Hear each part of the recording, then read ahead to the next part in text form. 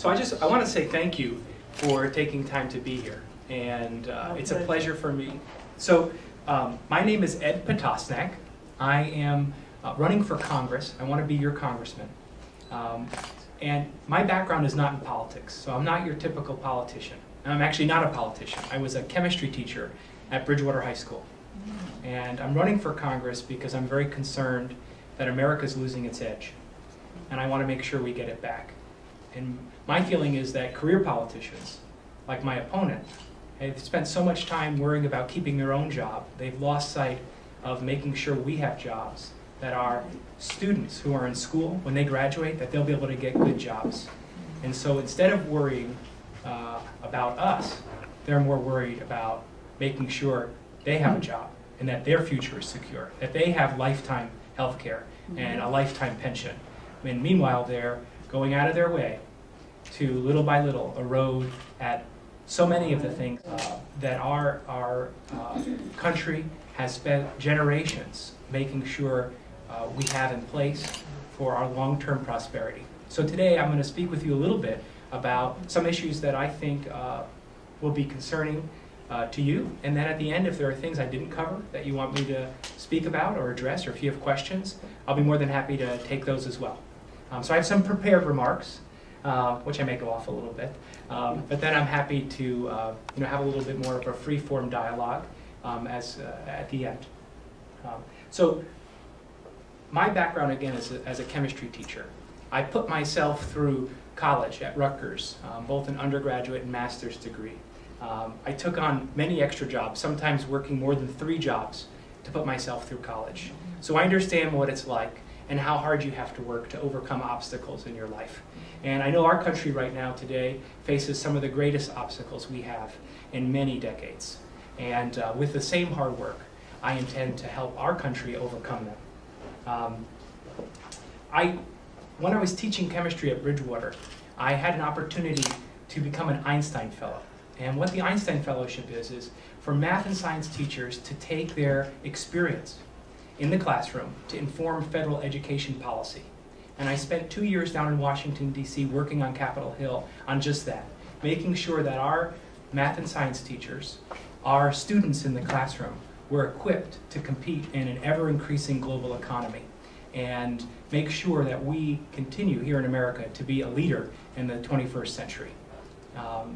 My time in Washington was wonderful, but that's where I really got to see the best and oftentimes the worst of what career politicians do, when they spend so much time talking at one another instead of working together to make sure that we have a strong future.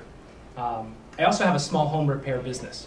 I'm not doing it now, so if there's something wrong in your room, I'm not the person to speak with. But my parents had their own family businesses that I helped them and worked with them to grow. They made batteries for police and fire, making sure that they, when a firefighter goes into a burning building, that they can communicate with the chief outside. So that battery, that radio, was a lifeline for them. And I worked all through high school and into college, making sure my parents could grow that business and we could provide affordable alternatives to some of the big guns that are out there in the market, and ultimately save taxpayers money. My parents taught me that this country, and especially New Jersey, it's been built on generations of entrepreneurs, people with good ideas who weren't afraid to take a risk. And I understand what it's like to hold a real-world job, what it's like to struggle and overcome those obstacles. And my opponent, Leonard Lance, he's a third-generation politician. The only job he's ever had is in politics. He doesn't understand what it's like to struggle. He doesn't have the perspective that we need to make sure we get out of these devastating and troubling economic times. And so one issue that I know is particularly important is that we make sure in this country we continue to pride ourselves on our word. And since President Roosevelt, we have promised hardworking Americans a safe and secure retirement through Social Security. For years, my opponent's party, they've been trying to break that promise.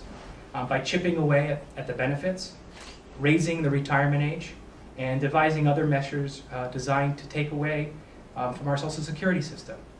And Congressman Lance, he votes consistently with the conservative leadership, who just last week, they talked about raising the Social Security age by 5 years to 70. That's not a solution. When career politicians are not making the right choices, that we make the investment and deliver on our promise, that's the problem. And how we solve it is not by raising the retirement age. We solve it by getting rid of the career politicians that caused the problem, or the underfunding that we weren't able to deliver on that promise. And I'm committed to make sure that as they work to dismantle Social Security, that I work twice as hard to make sure that we keep it and we make good on that promise. And I know that you're probably concerned as well about health care. The recent health care legislation that was passed, while not perfect, did in fact help and benefit New Jersey. And I'm going to talk a little bit about what the differences between me and my opponent are on health care. First of all, you're looking at someone who went without health care because I couldn't afford it. My parents were not able to get employer-based health insurance, and I had nowhere to turn. So I understand what it's like to have that cloud over your head, that if you happen to trip while you're walking down the street, how are you going to pay for those bills if you need a cast? That already the costs are so high, there's no option to buy insurance, and then you have to be very careful about even the simplest tasks. What might happen if something were to go wrong? So I'm very committed to making sure that we make healthcare affordable. My opponent was the first member of Congress to call for the full repeal of healthcare. Now, I think it's not perfect. We have to make some tweaks, and some are major changes. But let me tell you what that would mean, full repeal. First, the Medicare prescription donut hole, which some of you may have received checks, $250 checks to help with that gap. That means reopening the donut hole. That also means to continue the discriminatory practice of not allowing individuals with pre-existing conditions to get health care. It means that our younger generation, as they're transitioning from college to the workforce, or high school to the workforce, that they will not be allowed to be covered under their parents' insurance policy. So I don't favor repeal, I favor repair. We have been able to place sweeping reforms that it's taken decades and decades to get to. So I don't want to start back at zero and wait another 40 years to close the donut hole. I don't want to wait another 40 years that someone can be discriminated against because they happen to be sick, that if they switch jobs, that they lose coverage, that they can't get the health care that they need. And I certainly don't want any of our seniors to have to choose between paying their bills, getting groceries, rent, or affording to make their payment on their home and getting prescriptions or seeing the doctor. To me, it doesn't make sense. So repair. And we do that by making sure we have better competition, that we have stronger provisions for competition across the market with insurance industry and other alternatives for getting that health care.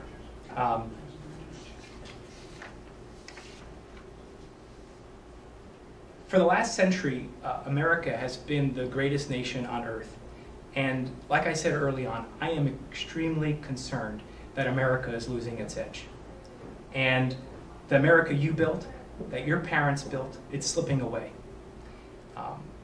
We can't take our cues from Europe and Asia. You know, when America leads, that's when America succeeds. And my opponent, he's not leading, he's following. I launched my campaign from a small business. I told you about my small business background, that my family, all of them, have started small businesses. He's been in Congress for a year and a half. Didn't hear anything about small businesses. But yet, about a month after I launched my campaign, he had a press conference at a small business. And he had opportunities to vote for legislation to help small businesses, and he didn't.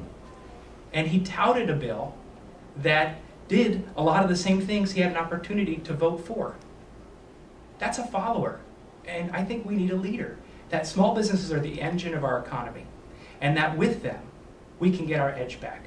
With them, we can put back out-of-work Americans. And with them, we can help entrepreneurs who, when they see an empty storefront, they don't get sad, they smile, because that's a place where they can put a business. That's a place where they can grow their business, open a second or a third branch.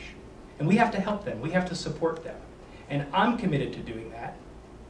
And I'm committed to making sure I'm ahead of the curve, not following the curve, and how we can get there to support those business those business people and entrepreneurs.